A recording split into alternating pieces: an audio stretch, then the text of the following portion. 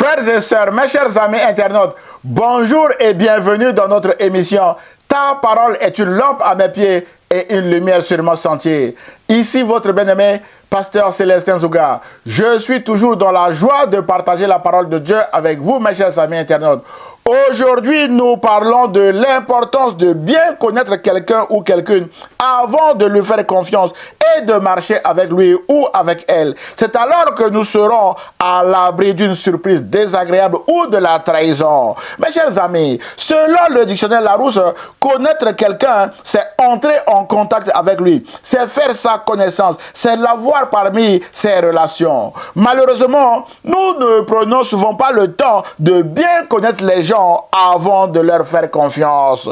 Et la question est, combien de personnes ont déjà regretté de ne pas avoir vraiment connu leurs amis, leurs partenaires, leurs collègues de travail et bien d'autres personnes avant de leur faire confiance, mes chers amis internautes? Le nombre est incalculable parce qu'il n'y a pas de statistiques officielles de trahison, mes chers amis internautes. C'est lorsque nous sommes victimes de la trahison que nous disons « je ne le connaissais pas vraiment » ou encore « je ne la connaissais pas vraiment ». Nous ferions mieux de bien connaître les gens avant de leur faire confiance, mes chers amis internautes. Frères et sœurs, mes chers amis, peut-être que vous avez été trahis. Prenez courage. Aujourd'hui, je vous propose un ami fidèle qui ne vous trahira jamais. Son nom est Jésus. Si vous connaissez Jésus et que vous marchez avec lui, Jésus ne vous trahira jamais parce qu'il s'appelle fidèle, mes bien-aimés du Seigneur. Alors que certains de ses disciples qui ne le connaissaient pas vraiment, mes chers amis internautes, ont trouvé ses paroles dures et l'ont quitté, Pierre, qui le connaissait très bien avec sa pêche miraculeuse, a dit « Seigneur, à qui irions-nous? C'est toi qui as les paroles de la vie. » Et Pierre et ses compagnons sont restés et ils ont vu la gloire de Dieu, mes chers amis internautes. C'est pourquoi nous parlons aujourd'hui de l'identité de Jésus avec une seule question. Connaissez-vous Jésus, mes chers amis internautes? Nous sommes dans notre émission « Ta parole est une lampe à mes pieds et une lumière sur mon sentier ». Nous allons répondre à cette question après le générique. N'oubliez surtout pas de vous abonner à notre page Facebook ou à notre chaîne YouTube afin de recevoir des alertes sur nos prochains messages. À tout de suite, mes bien-aimés dans le Seigneur. Mes chers amis internautes, frères et sœurs, l'identité de Jésus a posé de sérieux problèmes à ses contemporains. Il suffit de lire un extrait de l'évangile selon Marc pour s'en rendre compte, mes chers amis internautes. La Bible déclare en Marc chapitre 8, versets 27 à 30 que, après avoir guéri l'aveugle de Bethsaïda, Jésus s'en alla avec ses disciples dans les villages de Césarée et de Philippe. Et il leur posa en chemin cette question: qui dit-on que je suis? Ils répondirent: Jean-Baptiste, les autres Élie, les autres encore, l'un des prophètes d'autrefois. Frères et sœurs, ils disent que Jésus était Jean-Baptiste. Or, Jean-Baptiste a été décapité par Hérode. Le prophète Élie aussi était déjà mort du temps de Jésus, mes chers amis internautes. Et Jésus n'était pas non plus l'un des prophètes d'autrefois qui serait revenu à la vie. Non, mes bien-aimés. Donc, les contemporains de Jésus ne le connaissaient pas vraiment, mes chers amis internautes. Et Jésus pose la question cette fois-ci à ses disciples au verset 29 en leur disant ceci: qui dites-vous que je suis? C'est alors que Pierre répondit: tu es le Christ, ou encore tu es le Messie. Jésus leur recommanda sévèrement de ne dire cela de lui à personne, mes chers amis internautes. Frères et sœurs, Jésus tient à son identité. Jésus veut que tous ses disciples le connaissent et que lui aussi les connaisse. Et connaître quelqu'un, mes bien-aimés, c'est avoir une relation personnelle avec cette personne. Jésus veut que ses disciples aient une relation personnelle avec lui. Et c'est au travers de cette relation que Jésus les connaît aussi, mes bien-aimés du Seigneur.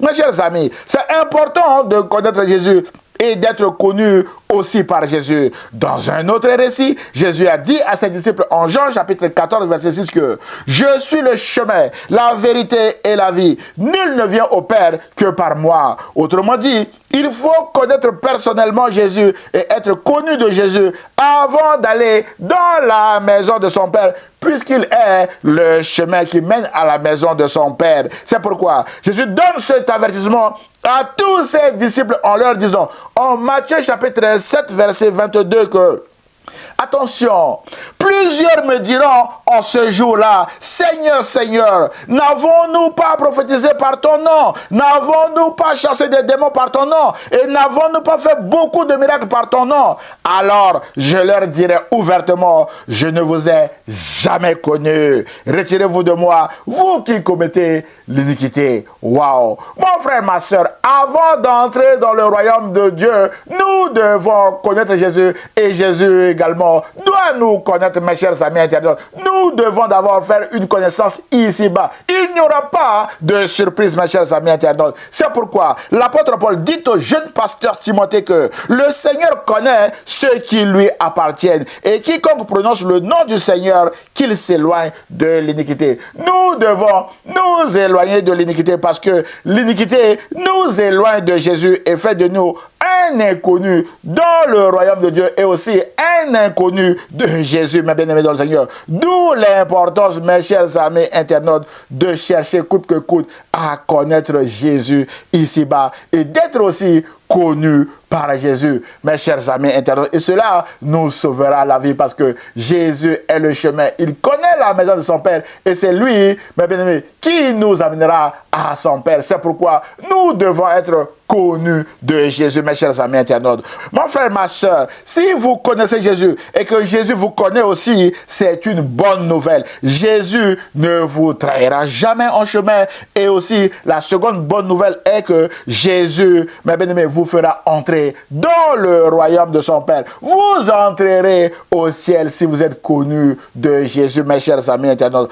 Alors, la question est, connaissez-vous vraiment Jésus, mes chers amis internautes? C'est notre question du jour. Mes chers amis, cette question est importante parce que aujourd'hui encore, l'identité de Jésus pose des problèmes dans notre société. Beaucoup de personnes prétendent connaître Jésus. Malheureusement, Jésus ne les connaît pas. Et ce serait dommage que Jésus leur dise un jour que je ne vous ai jamais connu. Retirez-vous de moi, vous qui commettez l'iniquité. C'est pourquoi notre question du jour, mes bien-aimés, a toute sa place dans notre société et dans notre réflexion d'aujourd'hui, mes chers amis internautes. Connaissez-vous Jésus, mes chers amis? Mon frère, ma soeur, Jésus est le sauveur du monde. Voilà la réponse. La Bible déclare en Jean chapitre 3, verset 16 que « Car Dieu a tant aimé le monde qu'il a donné son Fils unique, afin que quiconque croit en lui ne périsse point, mais qu'il ait la vie éternelle. » Et en Jean chapitre 17, verset 3, Jésus dit que or, la vie éternelle, c'est qu'ils te connaissent, toi, le seul vrai Dieu, et celui que tu as envoyé, Jésus-Christ. Waouh! Mon frère, ma soeur, la vie éternelle consiste à connaître Dieu comme étant le seul vrai Dieu et à connaître Jésus-Christ comme étant l'envoyé de Dieu. Les premiers à se réjouir de cette bonne nouvelle furent les Samaritains dans le récit de la rencontre entre Jésus et la femme samaritaine. Ils ont applaudi Jésus, les Samaritains, en disant « Nous savons qu'il est vraiment le sauveur du monde. » D'après Jean chapitre 4, verset 42. Mon frère, ma soeur, Jésus est vraiment le sauveur du monde. C'est pourquoi peu importe d'où que vous veniez, peu importe votre nationalité, peu importe votre couleur de peau, Jésus vous tend la main à travers ce message en vous invitant à le connaître aujourd'hui comme étant le Seigneur et le Sauveur du monde, mes chers amis internautes. La Bible dit que